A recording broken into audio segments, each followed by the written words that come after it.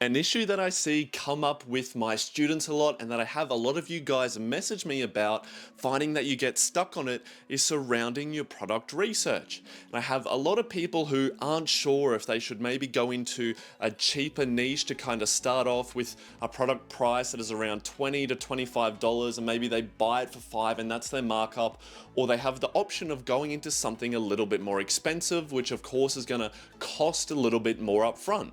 So today I'm going to go through with you a real life example and break down the numbers, and by the end of this I know it's going to completely reinvent the way that you think about product research for the rest of your Amazon journey. So I'm going to have my whiteboard here in a second. You'll have to forgive me as I don't usually do videos with the whiteboard, so it might be a little bit awkward there, but we're going to go through this real life example of these two products here. Now these two products are roughly about the same size and the same weight, one of them just being an ice pack that you put in your cooler to keep your cans nice and cool.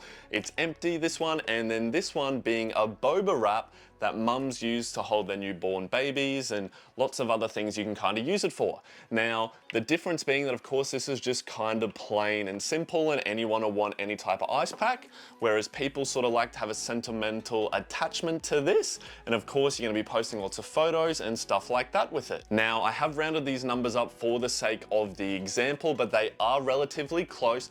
For this ice pack, we're going to be using the example of somebody paying $25 for it, and for this baby wrap, we're going to be saying someone pays $100 for it. So as you can see, there's a significant difference in the price, and I'm sure you're looking at lots of different products with your own product research and seeing a vast variety in the price difference as well. So we're going to start with the ice pack, okay? We've got our numbers here, which we can see on the whiteboard. Remember I said it's going to be a little bit of getting used to with the whiteboard, but it's our $25 product, right? Now we've got this first number here, which is $5, which is our COGS, which stands for cost of goods. Okay, so it's going to cost us about $5 to get this product made, and then it's going to cost us about $3 for our freight cost.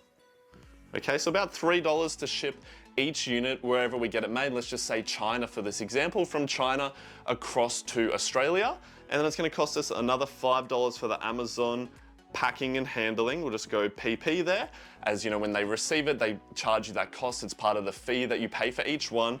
And then of course the commission that you pay to Amazon, which is 15% of your total cost, which comes out to $3.75. So that then means that left over after we've had all these costs taken out on that $25 product is we're gonna have $8.25, I believe, if my math is correct.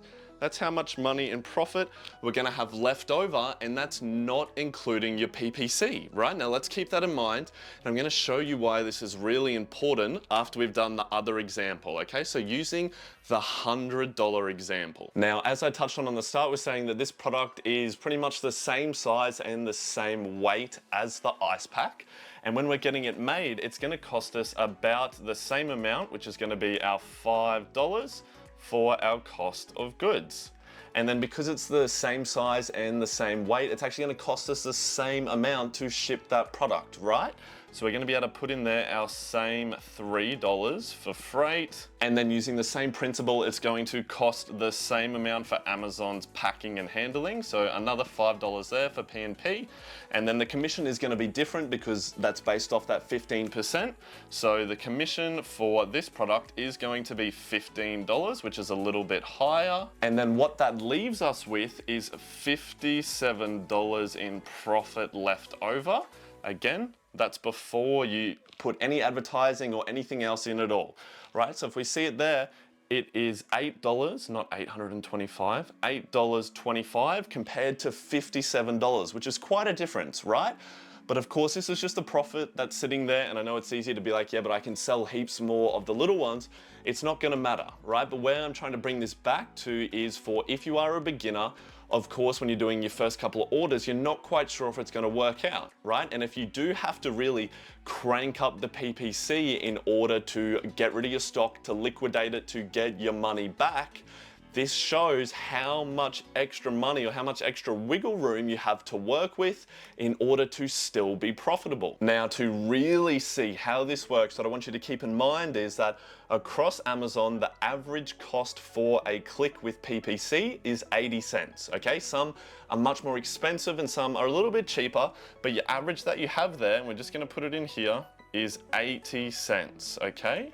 And then the average amount of clicks to sale is about 10 clicks to 1 sale, okay? Might be slightly less now, but for the example, we're just gonna have it is an average of 1 sale to every 10 clicks, okay? So running some more maths, what this means is for your $25 product that you've manufactured, you've shipped, you've got it in there, you've only got about 10.31 clicks, okay? You've only got 10.31 clicks based off this cost until you're no longer profitable, okay? So you have to be making that average, and if your PPC is not slightly as good as it could be, you're gonna be going over, but you've only got those 10.31 clicks in order to make a sale, otherwise you're no longer profitable to then liquidate your stock. So then based off those same principles, using those same numbers, for our $100 product, you would then instead have 71.25 clicks that you had to mess around with before you were then losing your profitability, right? So 10.31 clicks versus 71.25.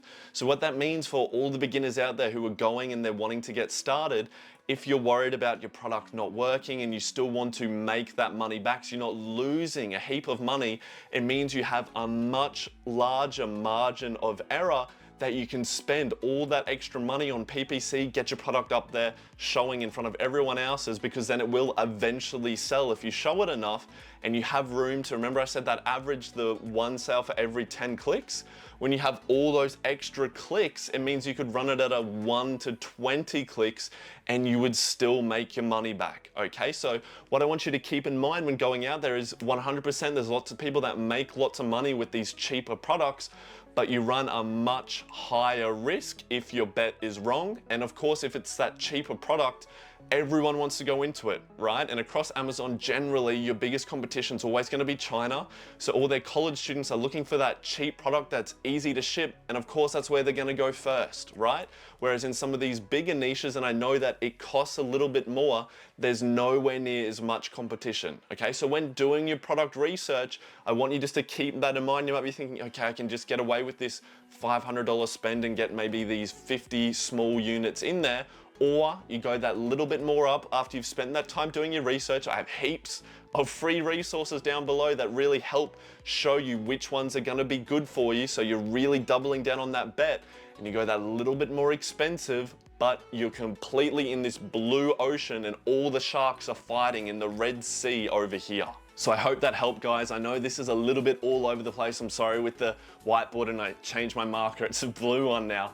But I just want you to keep this in mind because people get so bogged down and stuck, and I always come back to that the number one thing that's gonna help you learn with Amazon is to actually be doing Amazon, right? You can read about push-ups all you like, but you're not gonna get any better at them unless you do them. So this will help you get unstuck. Don't get bogged down and depressed about it and worry that you're not going to be moving forward. Just pick one, stick with the criteria, and I promise that eventually, once you keep working on the skill, you're going to make it work. But I'm so proud of you guys for taking this extra step to better your Amazon business there, and you're already above everyone else who's just doing the copy and paste, okay? So make sure you check out those free resources down below, and remember, you're only one product away from living the life of your dreams. Thank you guys so much, and I'll see you in the next video.